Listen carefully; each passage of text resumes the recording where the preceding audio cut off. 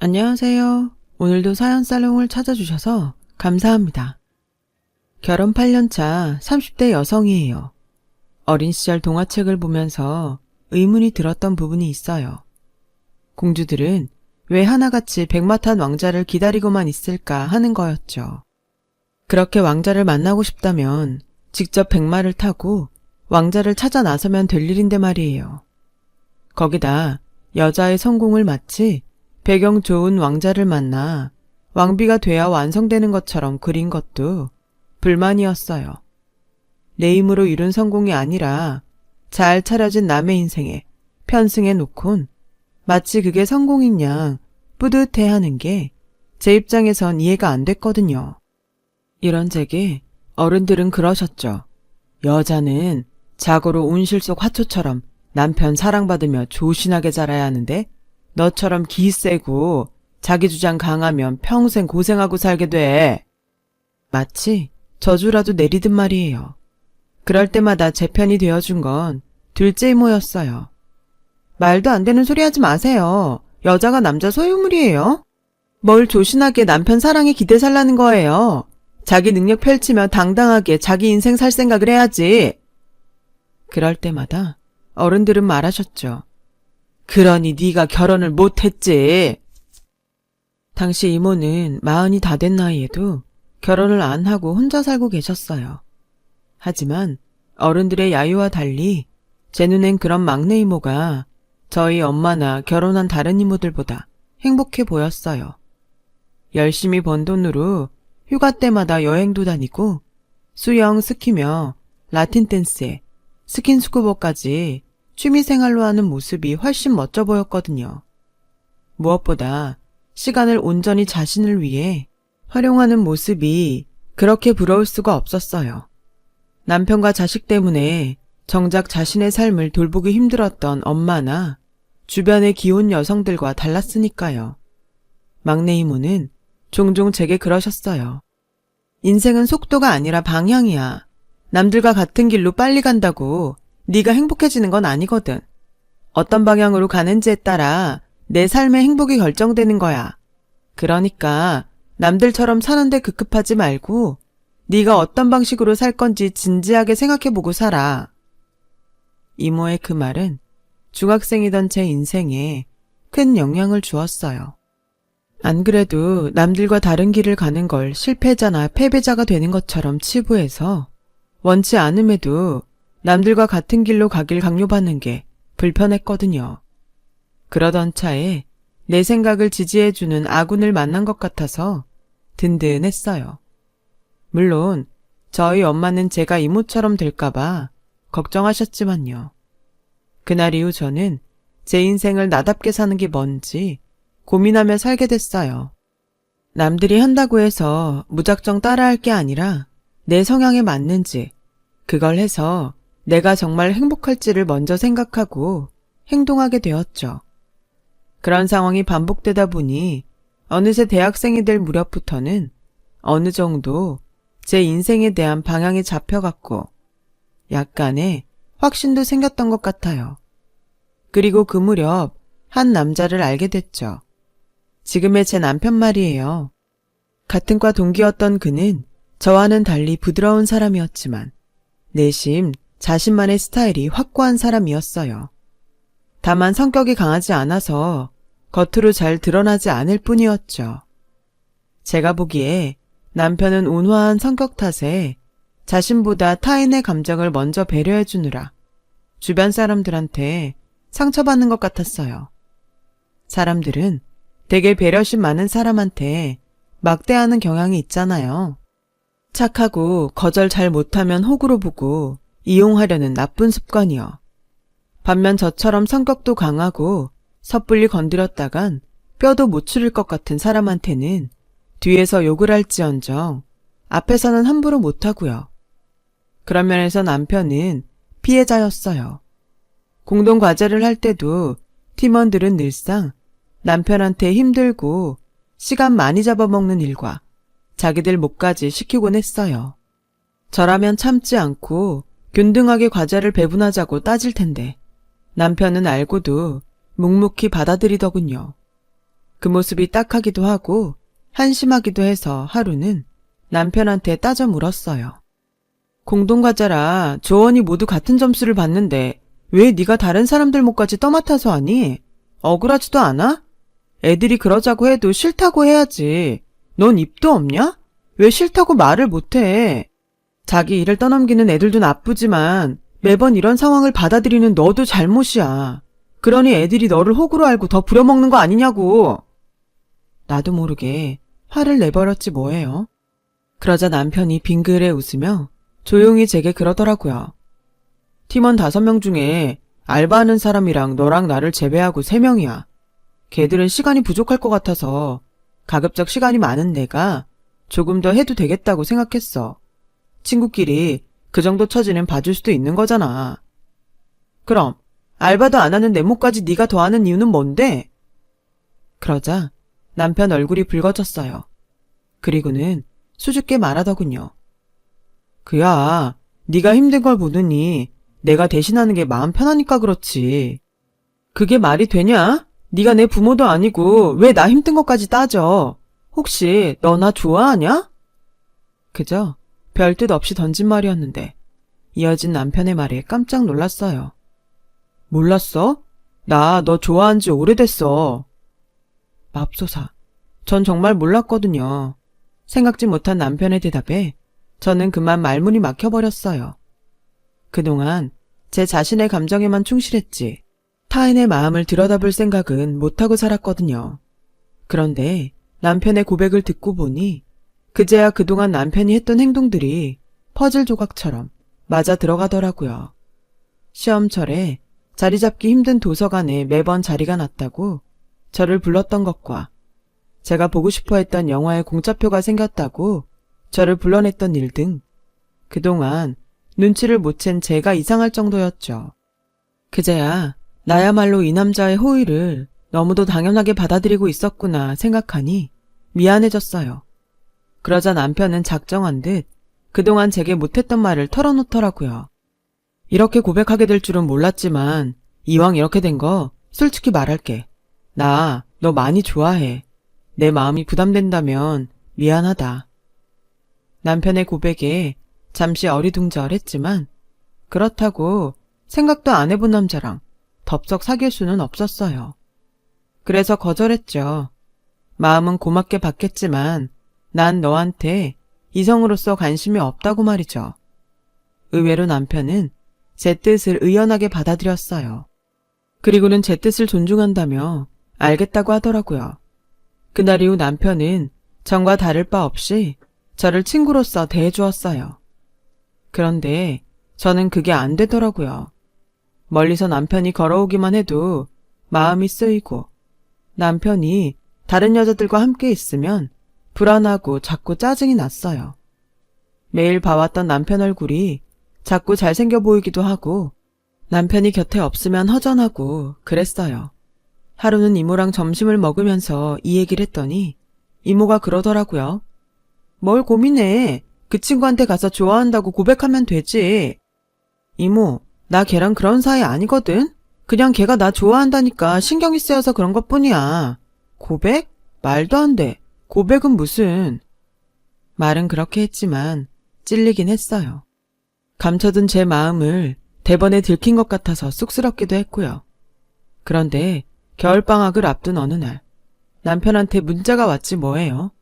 학교와 포프집에서 만나자고요. 그래, 한국 사람은 삼세판이지. 한번 거절당했다고 물러나면 쓰나. 이번에 고백받으면 못 이기는 척 그냥 받아줘야겠다. 1월 심산으로 저는 한껏 꾸미고 약속 장소를 향했어요. 그런데 뭐? 군대 영장이 나왔다고? 약속 장소에 가보니 과 동기들이 다 모여있더라고요. 남편이 군입대를 앞두고 동기들을 모두 부른 거였죠. 그것도 모르고 저는 김칫국만 퍼마신 꼴이지 뭐예요. 창피한 마음 반, 서운한 마음 반으로 저는 금방 취해버렸어요. 그리고는 구석에 앉아 괜히 남편을 얄궂게 노려봤어요. 때마침 호프집 안에는 김광석의 이등병의 편지가 흘렀고 그 노래 탓인지 눈물이 뚝뚝 떨어졌죠. 혹여 그 모습을 다른 사람들한테 들킬까봐 서둘러 호프집을 나와버렸어요. 그리고는 간다는 말도 않고 그 길로 집으로 돌아와 버렸어요. 그날 이후 며칠을 침대 위에서 비비적대며 지냈어요. 그렇게 한 일주일이 지났을까요? 남편한테 문자가 왔더라고요. 나 지금 훈련소 들어가. 그동안 네 덕분에 행복했다. 아프지 말고 건강하게 잘 지내. 남편의 문자에 참았던 눈물이 쏟아져 내렸어요. 그리곤 이렇게 떠나보내면 안 될 것 같다는 생각이 들었죠. 그래서 연신 눈물을 닦아내며 단문을 보냈는데 하필 이 꼴이 됐지 뭐예요. 나 사실 말 못했지만 너 정말 야해. 이 말 꼭 하고 싶었어. 이런 네가 싫다 정말. 아, 오타 장렬이었어요. 오타를 발견했을 땐 이미 문자가 전송된 후였고 당연히 남편한테는 답장이 오지 않았어요.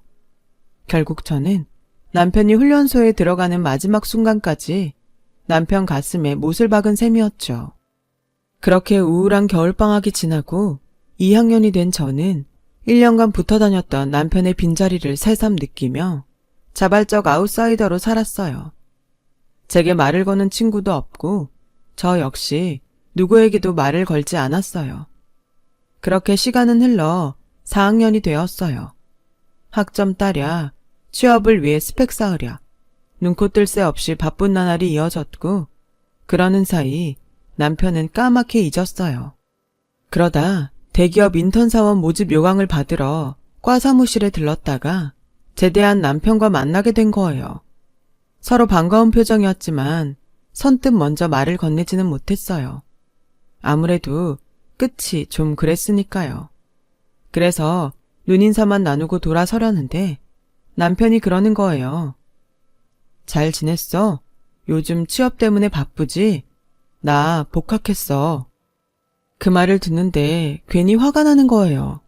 그래서 나도 모르게 버럭 질렀죠. 그래, 바쁘다. 바빠서 정신이 하나도 없을 정도다. 됐냐? 2년 만에 나타나선 고작 한다는 말이 바쁘냐고? 씩씩대는 저를 보고 남편은 웃었어요. 그리고는 다정한 목소리로 그러더군요. 너 여전한 거 보니 기분 좋다. 어색하면 어쩌나 걱정했는데 진작 연락 못해서 미안해. 미안하다는 말에 그동안 꽁 했던 마음이 사르르 녹아버렸어요. 그래서 점심이나 먹으러 가자고 했죠. 오랜만에 학생 식당에 마주 앉아 밥을 먹으니 2년 전으로 되돌아간 것처럼 그렇게 편할 수가 없었어요. 그동안 늘 혼자 먹던 학식을 둘이 먹으니 엄청 맛있더라고요. 별것도 아닌 2,500원짜리 백반이 말이에요. 그날 남편의 환송식을 했던 호프집에 들러서 우린 묵은 오해를 풀었어요. 그리고 언제 그랬냐는 듯 다시 절친이 되었고 벚꽃이 캠퍼스에 흩날리던 어느 봄날부터 본격적인 CC가 됐어요.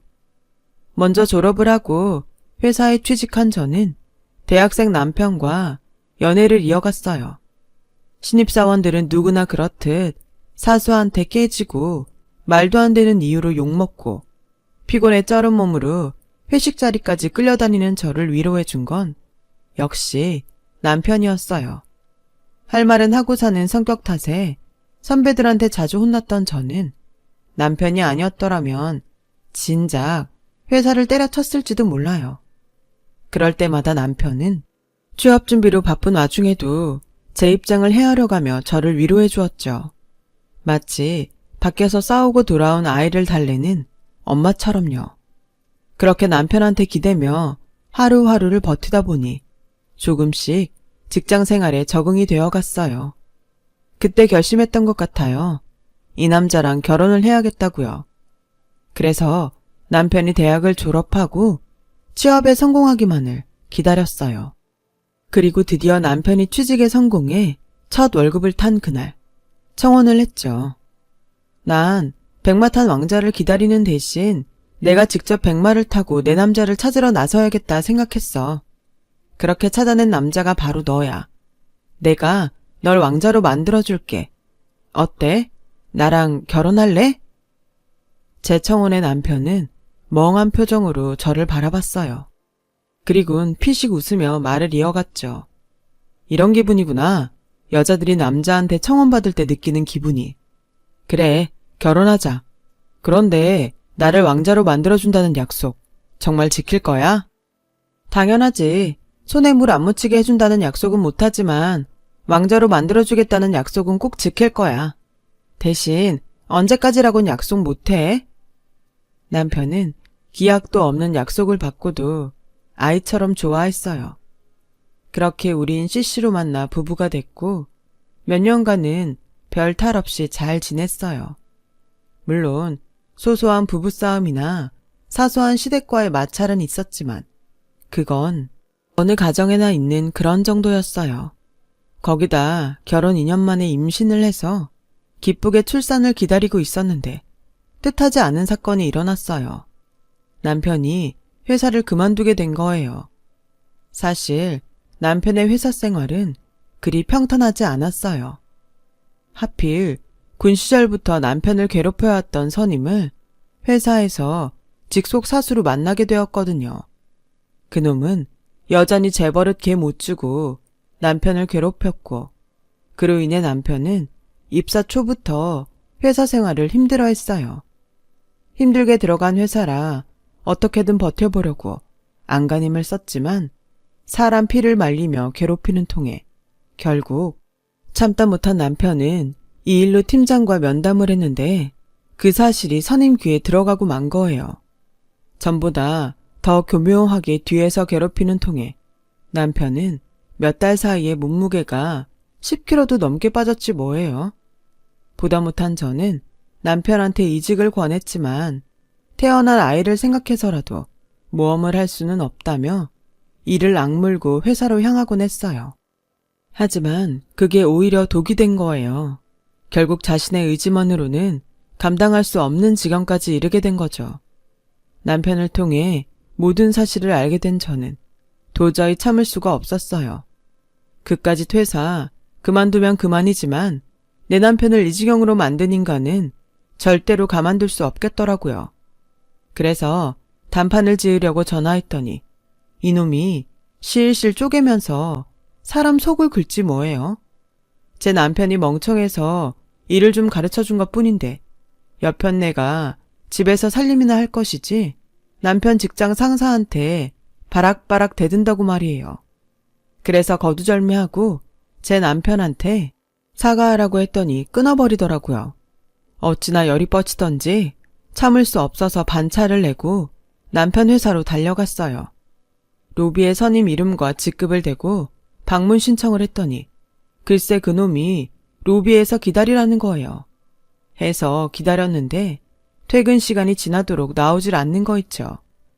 로비에서는 못 들여보내준다지 놈은 코빼기도 안 보이지 하는 수 없이 저는 무거운 몸을 이끌고 집으로 왔어요. 방 안에 틀어박혀 다 죽어가는 남편을 보니 피가 끓어서 못 참겠더라고요. 그래서 그날 밤 남편 사증을 이용해 사내 익명 게시판에 선임에 대한 글과 저와 통화했던 녹취록을 올렸어요. 누가 들어도 선임이 누구인지 알 수 있을 정도로 명확하게 적어서요. 그랬더니 다음날 아침 바로 제게 전화를 했더군요. 업무가 바빠서 약속을 깜빡했다며 게시판 글 좀 내려달라고요. 그래서 게시판에 공개 사과문 올리고 내 남편한테 직접 사과하라고 했어요. 처음엔 사과는 할 테니 공개 사과문은 못 올리겠다고 뻗대다가 제가 소송을 걸겠다고 하니 바로 꼬리를 내리곤 사과문을 올렸더라고요. 그리고 그날 밤 저희 집으로 찾아와선 남편한테 무릎 꿇고 사과했어요. 하지만 그런다고 이미 상처 입은 남편의 마음은 나아지지 않았어요. 휴가가 끝나면 다시 회사에서 그 인간을 봐야 한다는 생각만으로도 발작을 일으킬 정도였죠. 돈도 돈이지만 이러다가 내 남편이 먼저 죽을지 모른다는 생각에 겁이 나더라고요. 그래서 고심 끝에 결단을 내렸어요. 자기야, 난 남들과 똑같이 살 필요는 없다고 생각해. 남자가 돈 벌어서 가족을 부양해야 한다고 누가 그래? 상황에 따라선 남자가 육아랑 살림을 맡고 여자가 돈을 벌어도 되잖아. 그래서 말인데 당신이 육아랑 살림을 좀 맡아주면 안 될까? 출산휴가 끝나면 나도 다시 복직해야 하는데 우리 엄마가 무릎협착증 때문에 애를 못 봐주신다고 그러네. 어머님은 아가씨네 애 봐주시고 있고. 그렇다고 시설에 맡기기에는 아직 너무 어려서 걱정도 되고 말이야. 자기야, 한번 생각 좀 해주라. 처음엔 선뜻 하겠다는 말을 안 턴 남편은 아내 대신 육아를 맡고 있는 남편들이 운영하는 블로그며 카페를 찾아보고는 며칠 뒤에 한번 해보겠다고 하더라고요. 그래서 일단 남편한테 회사에 사직서를 내라고 말했어요. 그리고 한 달 뒤 저는 출산을 했고 남편은 육아와 살림을 도맡아 하게 되었어요. 처음엔 모든 게 서툴던 남편은 꼼꼼한 성격을 10분 발휘해 저보다도 완벽하게 육아와 살림을 해나갔어요. 그리고 3개월 뒤 저는 다시 회사에 복직을 하게 되었죠. 그런데 큰 산을 넘고 드디어 평온을 찾았다 생각할 무렵 생각지도 못했던 일이 터지고 만 거예요. 연락도 없이 우리 집을 찾았던 신우가 남편이 애를 업고 청소기를 돌리는 모습을 보고는 시어머니한테 달려가 고자질을 했던 모양이에요. 거기까지는 참을 수 있어요. 그런데 눈으로 본 상황만 전달한 게 아니라 있지도 않는 말까지 덧붙이는 바람에 시댁에 난리가 났지 뭐예요. 그런데 웃기는 건 신우이한테 그런 얘기를 들었으면 저나 남편한테 확인을 하면 될 일을 생뚱맞게 점집을 찾아가 무당한테 물었다지 뭐예요. 이게 말이나 되는 일인가요? 아무튼 무당 말이 저희 집에 우환이 끼었다고 비방용 부적을 써주더래요. 이런 상황을 몰랐던 우리 부부는 주말에 이불 빨래를 하려고 커버를 벗기다가 제 베개에서 떨어진 부적을 보곤 이게 도대체 어떻게 된 일인가 한 거죠. 며칠 전에 어머님이 낮에 집에 들렀다 가신 일이 생각난 남편이 시댁에 전화를 걸었고 그제야 사건의 전말을 전해 듣게 된 거예요. 그때까지만 해도 우리 부부는 그 일을 그냥 웃고 넘겼는데 다음 날 어머님과 시누이가 집으로 왔더라고요. 어머님이 다짜고짜 부적은 어딨냐고 물으시길래 물에 젖어서 버렸다고 했더니 대뜸 제 뺨을 치시지 뭐예요. 순식간에 일어난 일이라 저도 남편도 눈이 동그래지고 말았어요. 엄마, 지금 뭐 하는 거예요? 남편이 화를 내자 시누이가 끼어들어 저 들으란 듯 소리쳤어요. 오빠 모르면 좀 가만히 있어. 엄마가 누구 때문에 이러는데. 그러자 어머님이 저를 노려보며 기어이 네가 사단을 내는구나. 너 그 부적이 어떤 부적인지 아냐? 부당이 그러더라. 네가 하도 기가 세서 내 아들이 하는 일마다 실패하고 시름시름 앓게 된다고. 너 기 안 누르면 내 아들이 죽을지도 모른다는데 그럼 애미가 돼서 손 놓고 가만히 있어야겠냐? 그래, 네 기 좀 누리려고 써온 부적이다. 내 아들 살리려고. 근데 네가 그걸 버려? 100만 원이나 주고 산 귀한 부적을? 그러자 시누이가 한마디 거들었어요. 그러게, 무당 말대로 집에 들이지 말아야 할 걸 들여서 이 사단이지. 때리는 시어미보다 말리는 시누이가 더 밉다고 시누이 말에 뚜껑이 확 열리더라고요. 그래서 따져 물었어요. 들이지 말아야 할 거요? 지금 저 들으라고 하는 소리예요? 왜요? 내 말이 틀렸어요? 솔직히 우리 오빠 이날 이때까지 수년간 몸무게 변화 없이 살아온 사람인데 언니랑 살고부터 저렇게 살 빠진 거 봐요. 내가 이런 말 안 하게 생겼나? 언니가 오직 집에서 잡았으면 피골이 상접했겠냐고요. 어디 그뿐인가? 친정에 애 맡기면 될 거를 멀쩡히 회사 다니는 우리 오빠 집에 앉히고 언닌 밖으로 놔두는 거잖아요. 그래놓고 지금 말이 나와요? 길게 말할 거 없다. 네가 버렸으니 당장 가서 네 돈으로 다시 받아와. 하다 지 남편 좀 살려보겠다고 받아온 부적을 쓰레기통에 쳐넣는 년은 처음 본다. 아주 고약한 년 같으니라고? 내 손녀가 너 닮을까봐 걱정이다. 더는 못 참겠다 싶어서 한마디 하려는데 남편이 자리를 박차고 일어나 서랍에서 서류 뭉치를 꺼내 바닥에 던졌어요. 자, 보세요. 제 정신과 진단서예요. 제가 회사를 그만둔 이유가 다 적혀 있으니 똑똑히 보시라고요. 이래도 이 사람 탓을 할 수 있는지. 이 사람 기가 세서 제가 이렇게 망가진 거라고요? 웃기지 말라 그래요. 저요, 이 사람 아니었으면 진작에 죽었을 거예요. 다 죽어가는 사람 살려서 멀쩡하게 만든 사람이 바로 이 사람이라고요. 만삭의 몸으로 남편 괴롭힌 직장 상사한테 찾아가서 사과문 쓰게 한 것도 이 사람이고, 그 놈을 내 앞에 무릎 꿇린 사람도 이 사람이고, 회사에서 숨조차 쉴 수 없었던 제게 자기가 벌어서 먹여 살리겠다고 사표 내라고 말해준 사람도 바로 이 사람이라고요. 엄마는 어땠어요? 내가 군대에서 선임한테 괴롭힘 당하고 힘들어할 때 제 정신이 나약해서 그런 거라고 오히려 제 탓으로 돌리셨죠? 정신력만 강하면 뭔들 못 이기겠냐고 다 제 잘못이라고만 했잖아요. 제대하고 반년 동안 내가 집에서 숨어 지낸 거 알면서도 모른 척 했으면서. 하지만 이 사람은 달랐어요. 내 탓이 아니라 날 괴롭힌 선임이 잘못한 거라고. 그러니까 숨지 말고 맞서 싸우자고 내 손을 잡아준 유일한 사람이라고요. 그런 사람한테 엄마가 무슨 자격으로 손찌검을 해요? 엄마가 왜요? 민정이 너도 마찬가지야. 네가 뭔데 내 아내한테 함부로 짓거려? 경고하는데 앞으로 내 아내한테 함부로 굴지 마. 만약 또다시 그러면 내가 절대 용서 안 해. 그게 누구든 간에. 그러니까 두 사람 내 아내한테 사과하세요, 당장. 서슬퍼런 남편의 기세에 어머님과 시누이는 꼬리를 팍 내린 채 제게 사과를 했어요.